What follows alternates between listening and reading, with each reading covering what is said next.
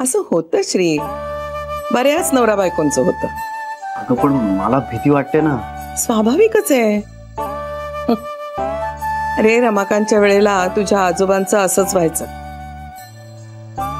मी रात्री जागे होऊन पाहायचे तर हे आपले भूतासारखे जागे.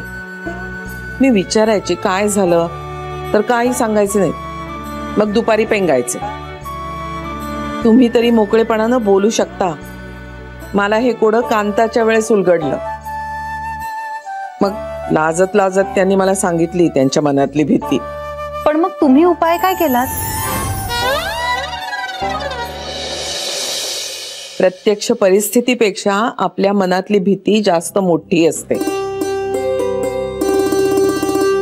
म्हणजे आपण घाबरलो ना श्री की मनातल्या मनात सगळं मोठं करतो, पण प्रत्यक्षात तसं असतंच असं नाही. अगं पण भीती वाटतेच ना याची. आणि उपाय काय त्यावर? आपलं मनच. म्हणजे आपलं मन ना मिरेकल असतं. तर बघ, आपल्याला पहाटे 4 वाजता उठायचं असेल तर आपण आपल्या मनाला सांगितलं की मला पहाटे 4 वाजता उठायचे, तर बरोबर 4 वाजता जाग येते. हो हो, असं खरंच बरेचदा होतं. म्हणजे मी तर अलार्म सुद्धा लावलेला असतो, पण मनात घोळवलेलं असलं ना की अलार्म व्हायच्या आधीच आपण जागे होतो. हो, ऍक्च्युली माझं पण झालंय असं बऱ्याचदा. मुळात हे लक्षात घे श्री, तू घाबरल्यानं मनातल्या मनात हे जितकं मोठं करतोयस ना ते तितकं प्रत्यक्षात नाहीये.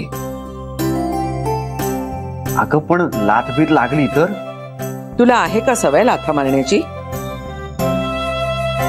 नाहीये. नाहीये, पण चुकून लागली तर?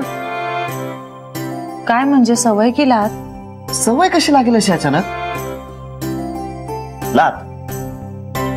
बघ, तुझ्या प्रश्नाचं उत्तर तूच देतोयस. नसलेली सवय लागेलच कशी? आणि बरोबर नेम धरून पोटावरच लात कशी बसेल?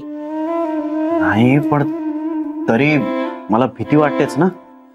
मग काहीतरी उपाय करायचा. तू गादी टाकून खाली झोपतोस तसा काहीतरी. त्यापेक्षा मी आईला सांगू, जान्हवीची डिलिव्हरी होईपर्यंत आमच्या खोलीत झोप म्हणाव.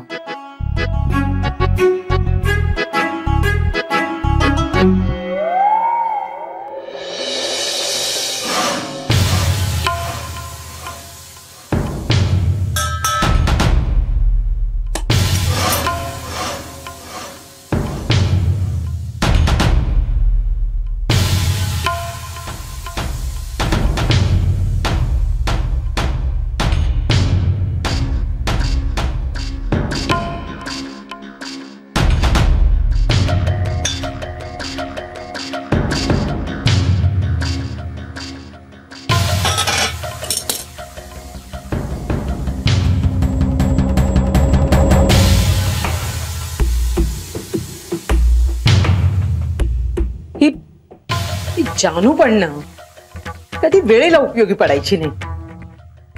पर मी बोलले की मग माझंच तोंड दिसतं.